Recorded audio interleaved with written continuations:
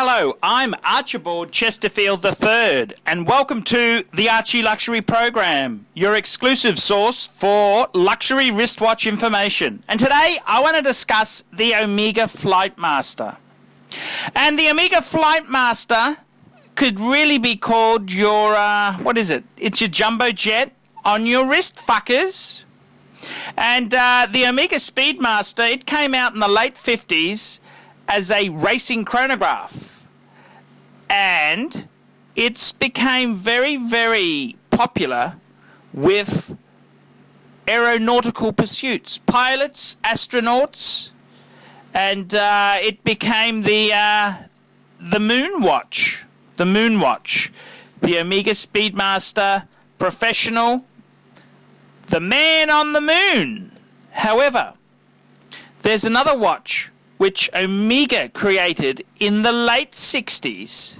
The late 60s for this very prestigious segment.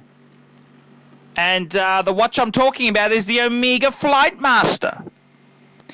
And it really is quite a advanced watch geared towards pilots.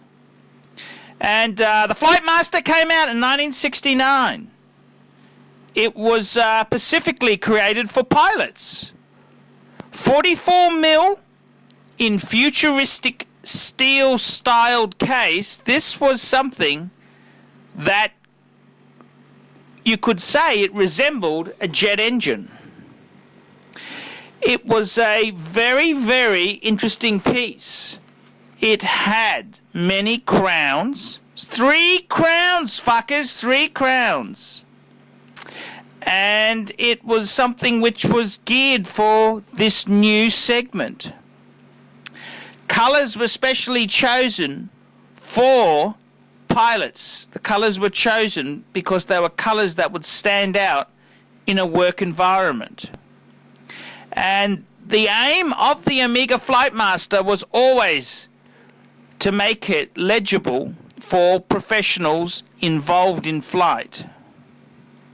2 of the crowns and the pushes for the chronograph were color-coded to the function, leaving no guesswork in operation.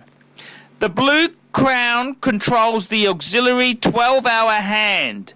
The black crown rotates the internal bezel, and the chronograph pushes are color-coded, half red and yellow, to match either set of available hands.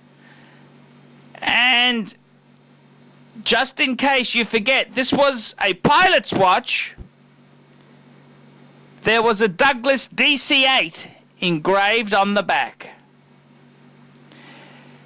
Based on the massive size of this watch and the complications involved, it should have been a Boeing 747 jumbo jet. Very, very interesting watch indeed. Came out in 1969. There were 3 distinct references. The first being the 910. It has a domed mineral crystal and a flatter case profile than the successors. The 9 o'clock subdial is half green and black and is a day-night indicator. Now, this is a very, very interesting piece. Very interesting piece. In 1973, Omega made some revisions to the Flightmasters and renamed it the 911. The 9 o'clock day-date indicator was replaced with a small seconds hand, and the case was made taller for a flat mineral crystal. The first change was to assure pilots that the watch was running, and the second one was for increased water resistance. The 911 was made in 2 different references, 14.026 and 14.036. The later 14.036 went from a starburst finish on the case to a laved finish of concentric circles. The The Flightmaster itself was a watch which was marketed specially for pilots. Literature of the time, the Omega Flightmaster, specially made for pilots. A very, very interesting watch. A very interesting watch, and one of the last examples of Omega using a manual wind movement. The successor to the Flightmaster, well, you could look at the X33, which was a quartz type watch, which in many ways you could argue was a step back.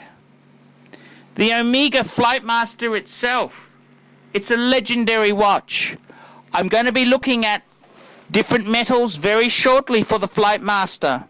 I'm going to be showing you more wonderful examples. I'm Archibald Chesterfield III. Tell me what you nasty Omega fuckers think of the Omega Flightmaster. We specialize in the repair of Rolex and Patek Philippe watches. We've been doing the same thing for more than 25 years. We have Rolex technicians certified by Rolex who actually used to work for the company for many years, like if we're doing the work on the factory. We completely disassemble the watch and we put it to work like brand new condition. When you get a pre-owned watch, it's like if you're getting a brand new unit. The only difference is the money.